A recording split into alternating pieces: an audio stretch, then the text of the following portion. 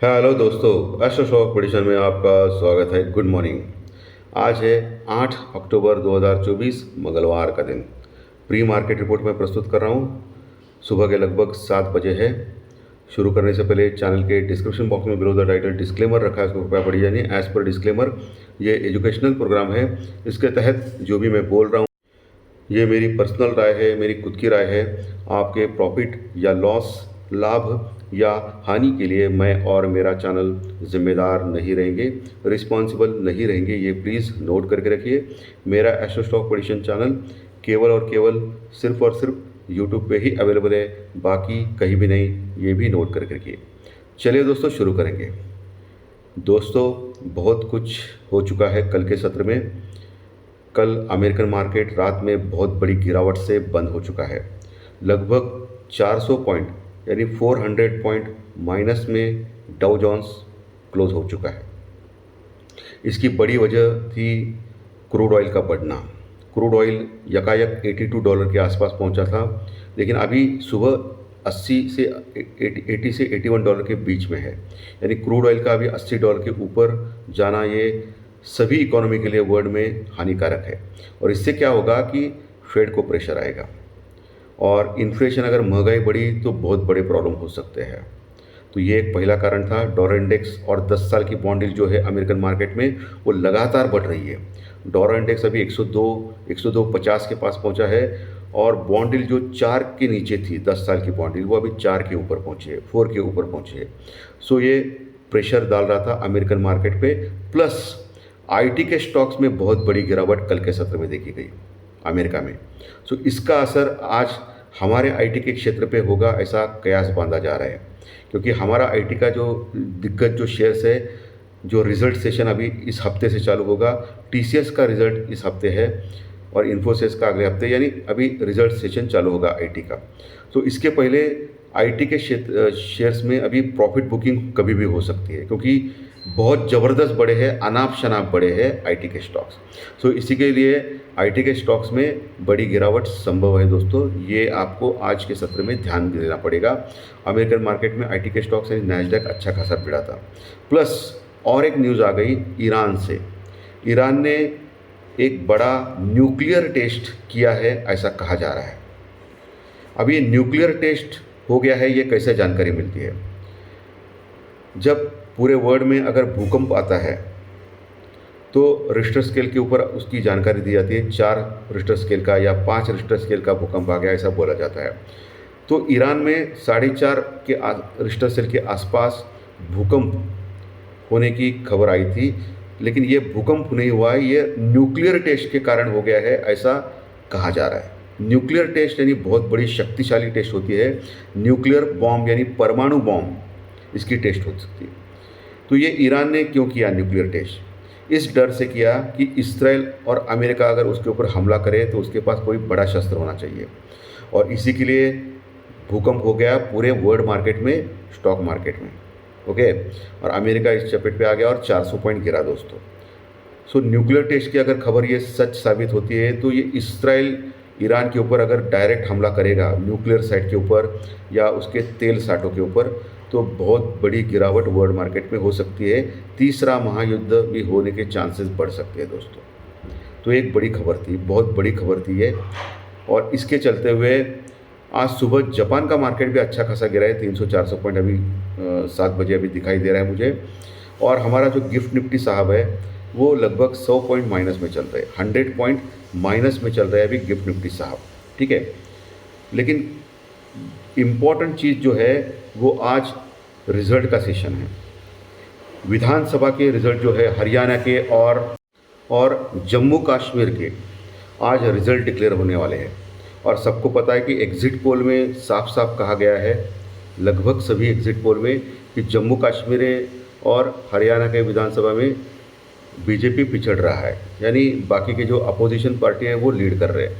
सो इसका मतलब ये है कि ये भी एक सेटबैक है। और कहा जा रहा है कि अभी कुछ ही दिनों में महाराष्ट्र की भी विधानसभा घोषित होने वाली है, यानी वहाँ भी इलेक्शंस होने वाले हैं। और वहाँ भी कहा जा रहा है कि महाराष्ट्र में भी बीजेपी पिछड़ सकती है। सो एक निगेटिव सेंटिमेंट जो प्रेजेंट गवर्नमेंट ऑफ इंडिया है उसके खिलाफ बन चुका है। अगर सच में एज़ पर एग्जिट पोल जैसे दिखा गया है वैसे ही रिजल्ट आते हैं हरियाणा और जम्मू कश्मीर में, तो फिर मार्केट का सेंटिमेंट और बिगड़ेगा। ऑलरेडी बहुत बिगड़ चुका है ईरान इसराइल के युद्ध के बारे में। और प्लस और एक न्यूज़ आ गई है कि रशिया और यूक्रेन के बीच में जो युद्ध चल रहा है उसमें यूक्रेन ने रशिया के ऑयल डेपो के ऊपर हमला किया है, बहुत बड़ा नुकसान किया है। ये और एक न्यूज़ आ चुकी है। सो इसका मतलब बहुत ही डेंजरस मोड में वर्ल्ड मार्केट है दोस्तों, कभी भी कुछ भी बड़ा हो सकता है।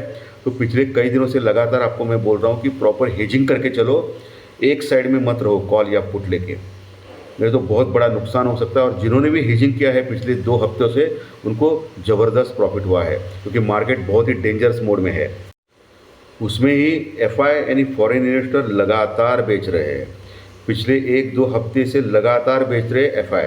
और एफआई ने कल के सत्र में भी लगभग 8,000 करोड़ यानी 8,000 करोड़ का आसपास का माल कैश में बेचा, 8,200 करोड़ के आसपास का माल बहुत बड़ी क्वांटिटी में कैश में बेचा।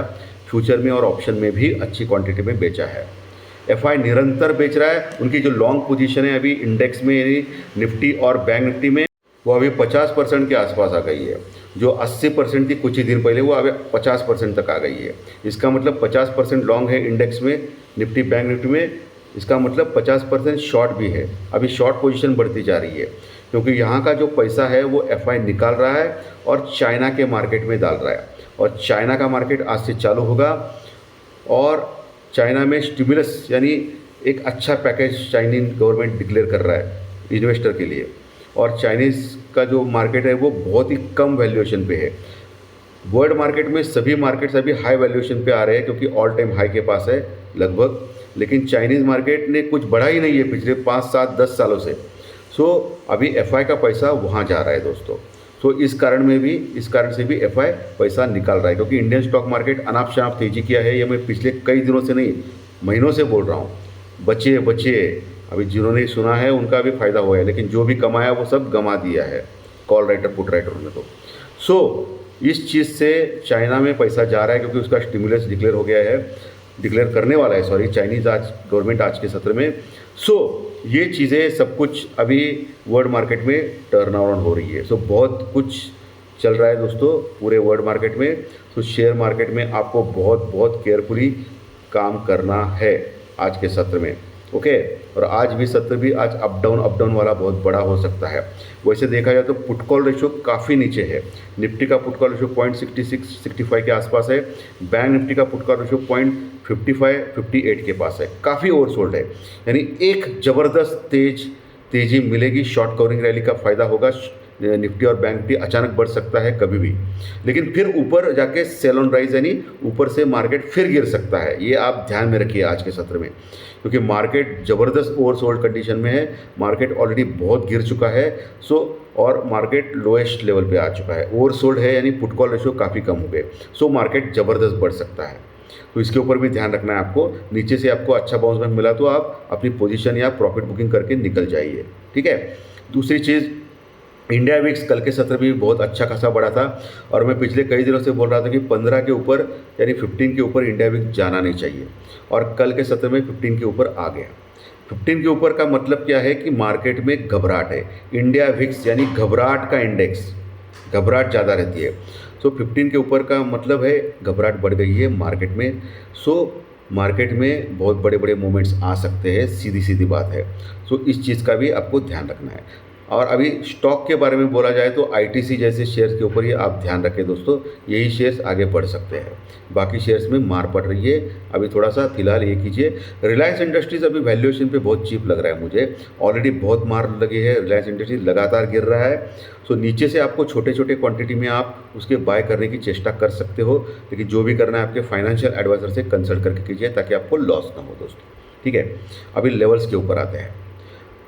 कल के सत्र में और एक बात कहना भूल गया कि 8,200 क्वांटिटी, 8,200 की क्वांटिटी, 8,200 करोड़ की क्वांटिटी बेची थी कल एफआई ने, लेकिन डीआई ने 13,000 करोड़ का माल खरीदा है दोस्तों कल के सत्र में। कितना? 13,000 करोड़ का माल, बहुत बड़े लेवल पे बाइंग की डीआई ने। इसके बाद भी मार्केट अनाप शनाप गिरा। अभी अनाप शनाप बोल रहा हूँ मैं, क्यों? अभी तक देखा गया है कि डीआई जब ज़बरदस्त बाइंग करता है, एफआई से भी दुगना लगभग बाइंग किया है। एफआई ने 8,200 करोड़ का माल बेचा, लेकिन डीआई ने लगभग 1.5 गुना उससे खरीदा है। 13,000 करोड़ का माल, यानी 13,000 करोड़ के आसपास का माल कैश में खरीदा है डीआई ने लगभग। इसके बाद भी मार्केट बुरी तरह गिरा है। ये दिखाता है क्लियर कट, डीआई तो अभी म्यूचुअल फंड का पैसा है, लगा रहा है लगा रहा है लगा रहा है, ओके, लेकिन मार्केट गिरते जा रहा है। इसका मतलब रिटेल पार्टिसिपेशन, यानी तीसरी महाशक्ति जो बोला जाता है ना, ओके, बड़े बड़े टीवी वालों से, सो ये महाशक्ति के स्टॉप लॉस ट्रिगर हो रहे हैं और नीचे, और कोई भी इन्वेस्ट करने को तैयार नहीं मार्केट में, क्योंकि ज़बरदस्त नेगेटिव न्यूज़ सभी ओर से चल रही है मार्केट में। सो ये भी चीज़ मैं भूल गया था, डीआई की ज़बरदस्त बाइंग होने के बावजूद भी मार्केट गिरा है, ये बहुत ख़राब है दोस्तों। सो मार्केट का ब्रेड्थ ख़राब हो चुका है। कल मिड कैप और स्मॉल कैप में बड़ी गिरावट हो गई थी, लार्ज कैप में तो हो गई, लेकिन मिड कैप स्मॉल कैप अभी शेयर गिरने लगे हैं। सो इसके ऊपर भी आपको ध्यान रखना है। वैसे आईटी के शेयर जो है वो अनाप शनाप ऑलरेडी बढ़ चुके हैं, अनाप शनाप मैं बोल रहा हूँ, तो पिछले कई दिनों से लगातार हमारे मार्केट गिर रहे हैं, लेकिन आईटी के स्टॉक गिरने का नाम नहीं ले रहे। अभी रिजल्ट सेशन है, सो मुझे लग रहा है कि वर्ल्ड मार्केट का सिनेरियो ख़राब हो चुका है।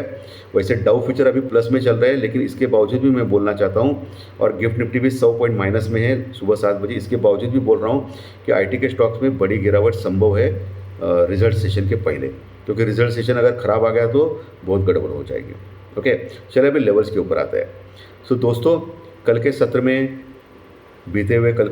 निफ्टी 24,800 यानी 24,800 के निकट क्लोज हो गया था। आज 100 पॉइंट का गैप डाउन दिखाई दे रहा है। सिर्फ 9 बजे अलग होगा, 9:15 बजे अलग हो सकता है, अभी 7 बजे का मैं बोल रहा हूँ।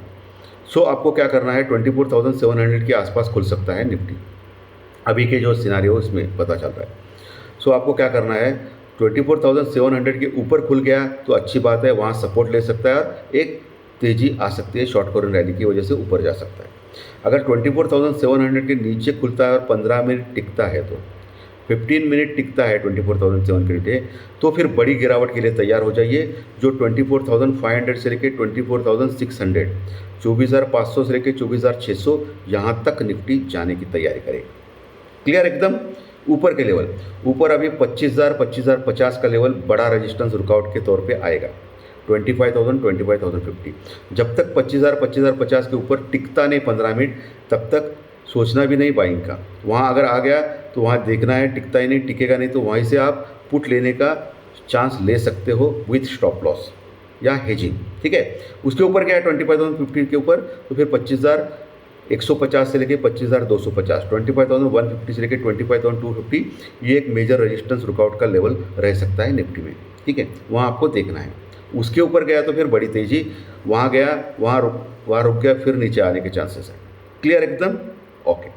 बैंक निफ्टी क्लोज हो गया था 50,500 के आसपास, नीचे 50,500 के नीचे 50,000 का 50,000 का बहुत ही इंपॉर्टेंट सपोर्ट है।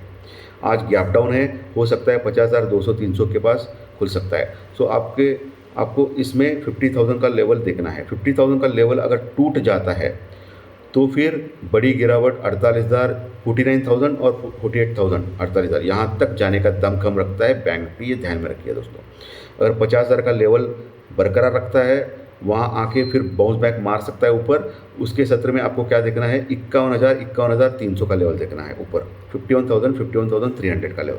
जब तक ये पार नहीं करके 51,300 के ऊपर टिकता नहीं, 15 मिनट टिकता नहीं, तब तक सोचना भी नहीं है बैंक निफ्टी में बाय करने का।